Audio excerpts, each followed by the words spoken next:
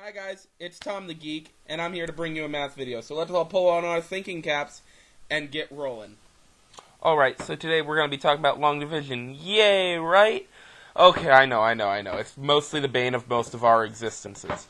But I'm going to try to help us with that today.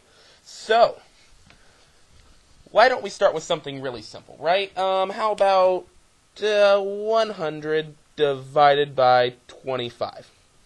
So, we all know this, right? I mean, and if you don't, it's quickly okay. I mean, it's 4, but here's why. 25 goes into 100 4 times. So if you multiply 4 times 25, that equals 100, giving you a base of 0.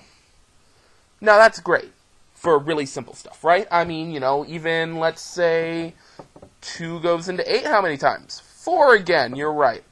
Okay, so what if we have something a bit harder, right? Something like with a remainder. Now, I know, remainders aren't fun for anyone. But let's say you have 25 going into 435. How would we do that, right? It's a little bit harder. So, why don't we look into it?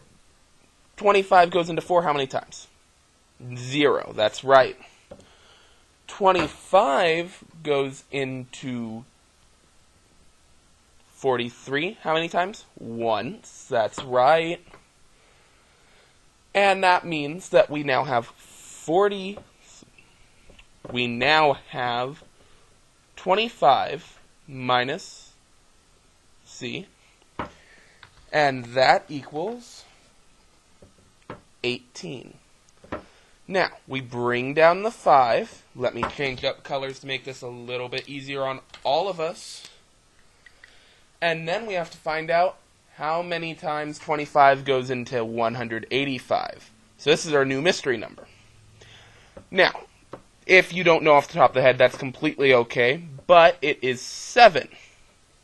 So, 7 times 25 is, let's count quick, 25, 50, 75, 100. 125, 150, 175. That's 7. Sorry if I counted wrong on my fingers. I switched over when I hit 100. 175. So that means that this is going to have 10. Now, this mystical, magical 10 sitting down here is really, really important now, because it's unanswerable, right? Well, not really. The answer will come out to be 17 with a remainder of 10. And that is how you solve for remainders, right? So, ain't that cool? Now, we'll talk about how to solve with decimals next. Alright, so let's take the same thing with decimals, eh? So, first, what we're going to want to do is make sure our board is clean, because that will leave a mess. So then we're going to have 25 going into 435. Now, let's do this all again. It's going to be a little bit different, right? 25 goes into 4 0 times. 25 goes into 43 once. 25. Then we have 18. Now,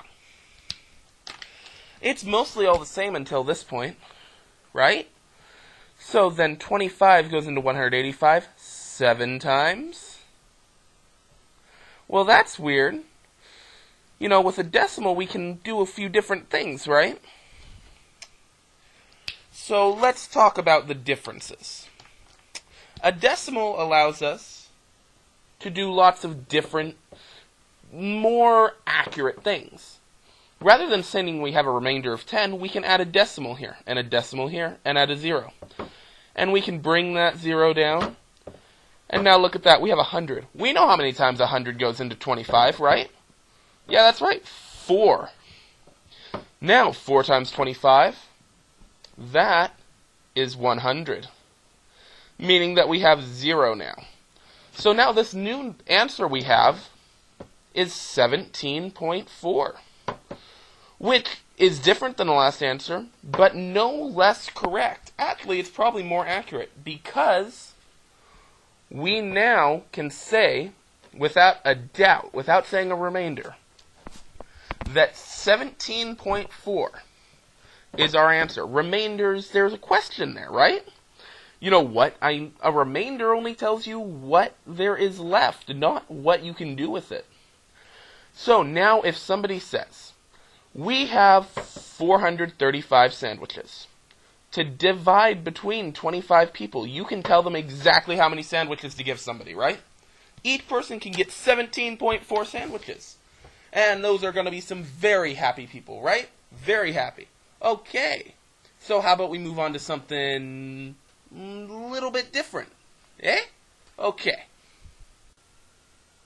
Okay, so now let's say we're going to use all this and we're going to find the decimal for, let's say, 100 divided by 17. This is a bit different. I mean, it's going to be a bit harder, and actually the answer goes on for a while. So let's limit ourselves to 3 decimal places.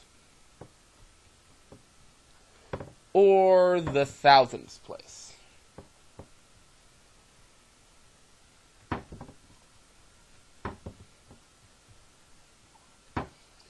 So, that should be a pretty good answer. So let's start out really right off the bat. Let's do 17 goes into 100. Because we know it doesn't go into 1 or 10. So that means it has to go into 100. Now, you probably are going to have to use a calculator for this because not many people know it off the top of their heads. But that's 5. So, 5 times 7 is 85. So we subtract that, and you get 15. So here, if we were doing a remainder, we'd just say it's 5 with a remainder of 15. But we can do it differently. We can add a 0 here and add ourselves a decimal place. And then we can bring down this 0. Now, 17 goes into 150. Again, you're probably going to want to use your calculator. But that is 8. Let me make that a better 8. 8. So, 8 times 17, it's 136.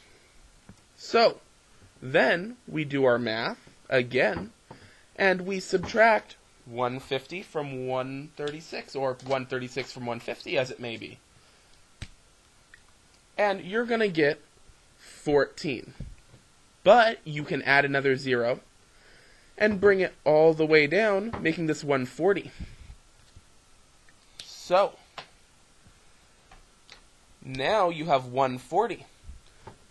Now, you could think about this for a second, but you know that 8 times 17 is 136. Well, 136 is less than 140, so you can say 8 goes up here again, right? So then you know everything. You subtract it by 136, and you get 136. 140 minus 136, so you're going to get 4.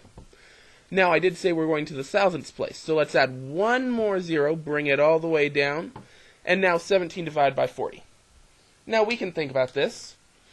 It's probably going to go in twice, because 17 times 2 is 38, or 34.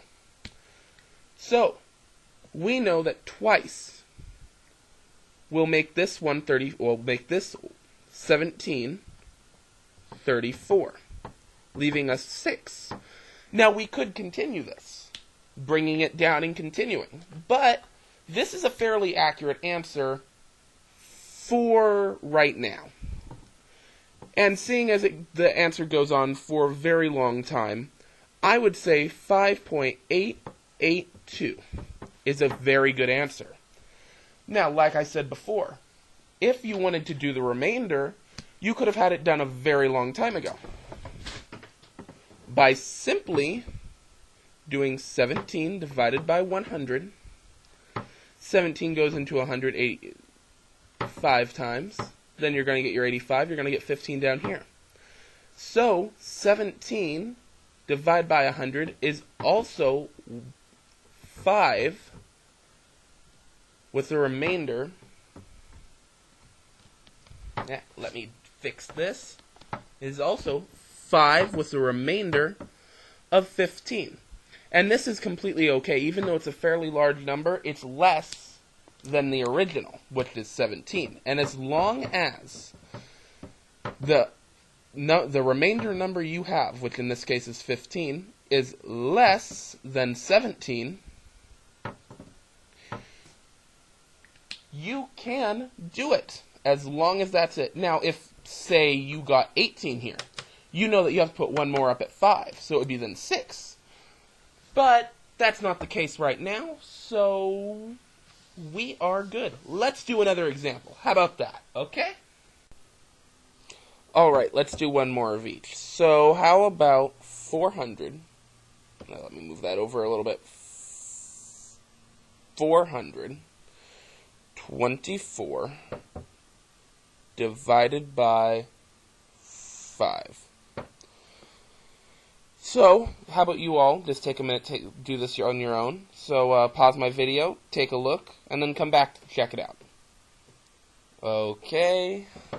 So, I am hoping you all tried on your own, and then came back here for a check. So, 5 goes into 4 how many times? 0.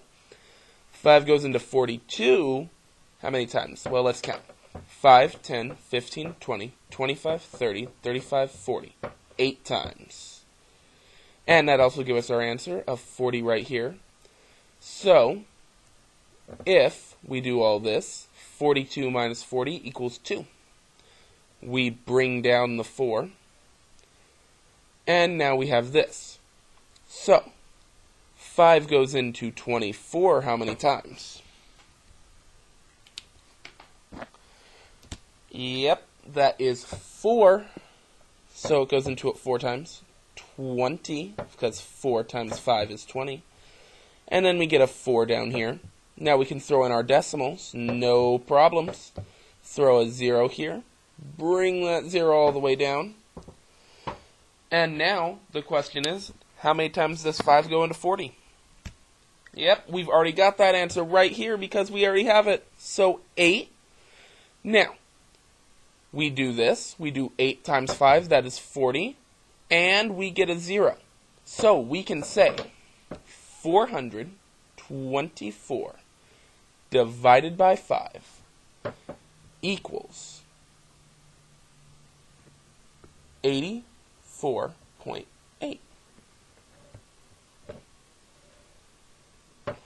So, if you got a word question that asked, you know, you have, say, 5 buses. Well, it's big like Greyhound buses. Or even bigger.